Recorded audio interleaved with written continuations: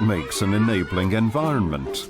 We asked the consumers, Aisha and Ellie May, to take us on a tour of what's important to them in theirs at Oakwood Primary in Leeds. These are the mirrors that you can see yourself in. This is where you sit and you chill. On the chair. That's where you play in the play area. John, do we work on that? And you can make things, and we can just make things out of there. We can make a boat or a rocket or a car. This is where you go in number 10, do this in between it. See what you are doing. A time you can see yourself. And these are just all the ornaments what we make. That is the ballet project. Ballet is like this.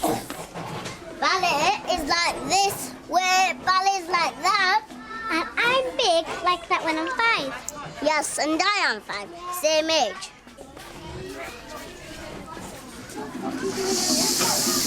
Play. Band, sing, every single day. And we can dance every single day. Yeah, we could do ballet dancing. Like this. This is where you play the sound with a space. White and toilets there, washing your hands. This is where we have the garden. D-R-S-T-U-V. You have to be really careful.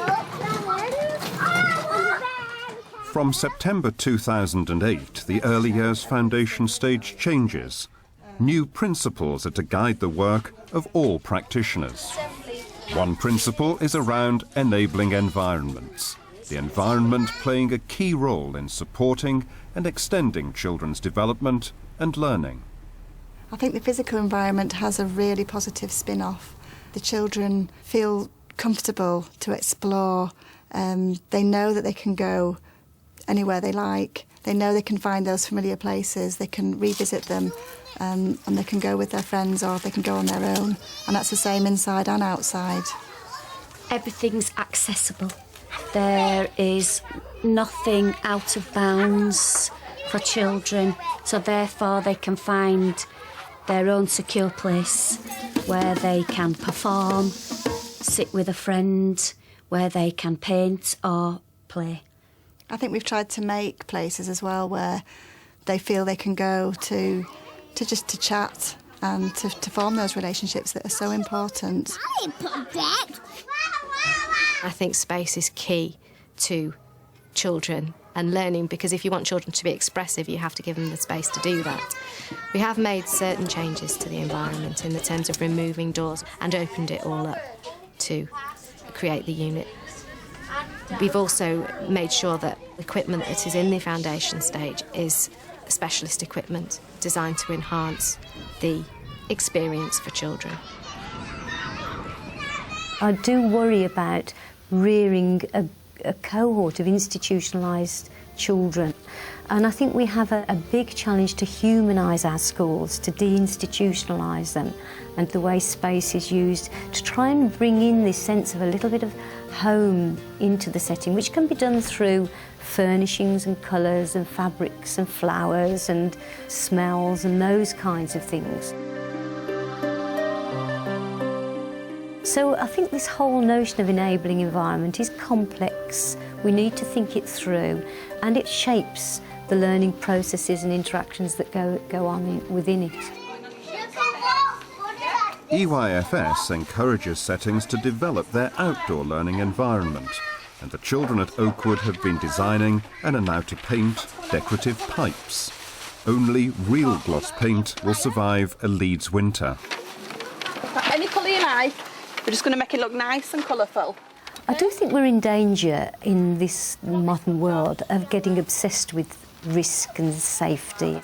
But I do think that there is a danger that we wrap them up in cotton wool. Oh, that looks good, doesn't it? I mixed blue and green. all children need to have challenges. They need to be taken outside their comfort zones. I think the one thing we know is we will never get original thinking or original actions if children aren't prepared to take a risk. Oh, fabulous. And Paige, they've got a kangaroo. You'll do that? Part of the Enabling Environments principle in EYFS is to support every child on a personalised learning journey. Over a term ago, 5-year-old Paige sparked an interest in ballet, which still continues to inspire many children. Today, practitioners and children are planning together, and to the practitioners' surprise, the budding dancers want to make ballerina cakes. Oh, and the teachers could make the princess. Oh, I like the sound of that. Ballerina buns. Ballerina And it's made cakes. Yes, they sound good. With treacle. Ballerina sugar in that. Ballerina sugar in that. Then eggs. Then mix it up. If you look well into the statutory curriculum, it's saying that the curriculum should be shaped around the child. That's a really good idea. We have to make them when we're doing the buns. We have to make it. Oh. So do you mean as we're making the buns, we need to write down what we're putting in? Is that what you mean? Oh, well, it's a good job we've got Mrs. Birdsall here. Every child is unique. Every child comes with competencies. They come with their own enthusiasms, their own interests, their own passions.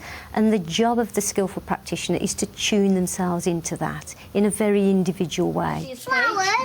Oh, yeah, we said flower. No, I said flowers. We can put Flowers. Real flowers like that. Yeah. Inside our cake mix. Yeah. No, because it smells like perfume. Oh, said it smell like- Well, I don't know if you can eat any flowers, Mrs. Ahmed. We might have to find that out. Roses. No. Have you tried that at home then? Well, I've learnt something new. I'll check that out on the internet then, Erin, this afternoon. Shall we do that? Because we're not always sure what is going to come up in a project meeting, we have to be quite flexible, and we have to record what the children say and what the children do and look for the gaps afterwards if there are any gaps. Oh, that was gorgeous. We've got a special board where we record the things that have come from the children.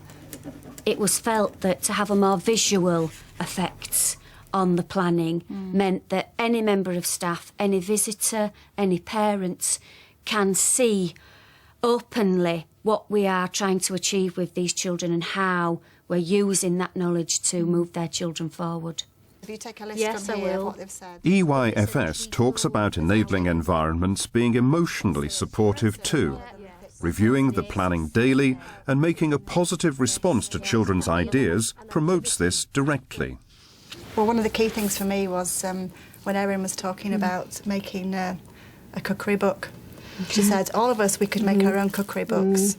We could get parents involved with that. Yeah. And recipes from home, from lots of different That'd be cultures. absolutely brilliant. I don't think that a personalised learning journey means that practitioners shouldn't plan. I think they should plan, but they should plan based on what they know about that child.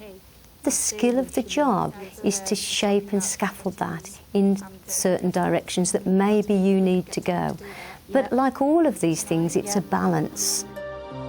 The next day, an area has been created for cake making, proof to the children that their ideas influence the learning environment. Now, what do you think we should put in first? Egg. OK, then, your choice. Would you like to crack them into the bowl? Would you like to? You can if you want. It's your cake.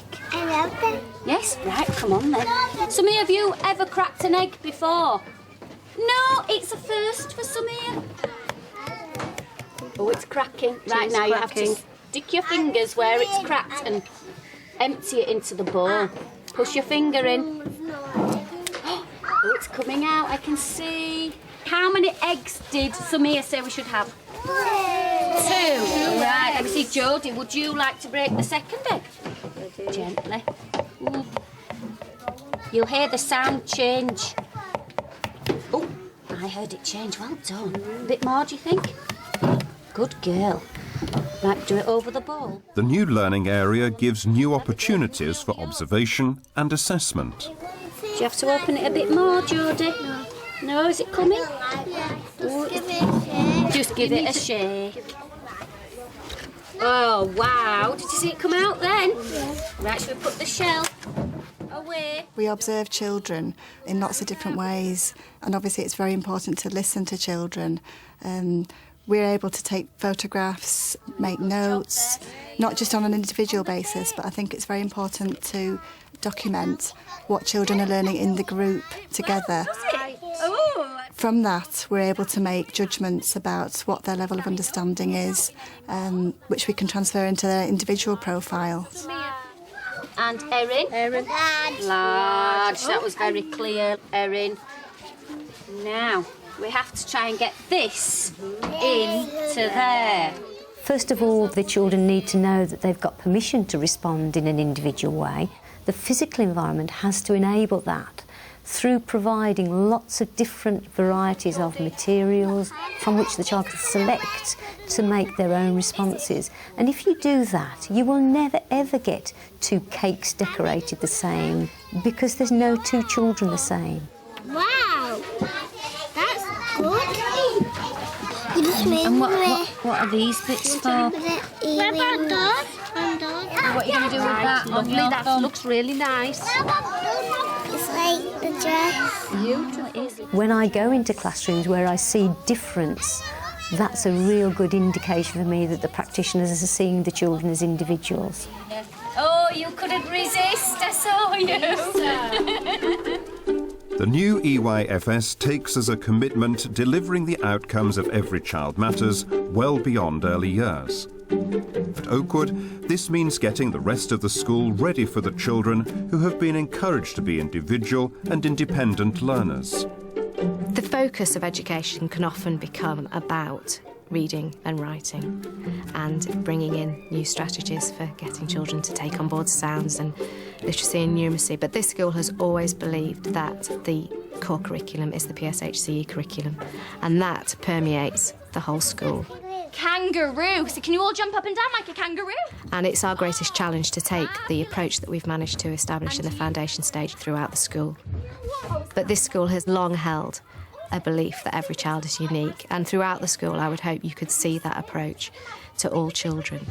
I wonder what they're going to taste like. Oh, I wonder. I've been thinking about this all day. Oh, wow. What does it taste like, Erin? Sticky.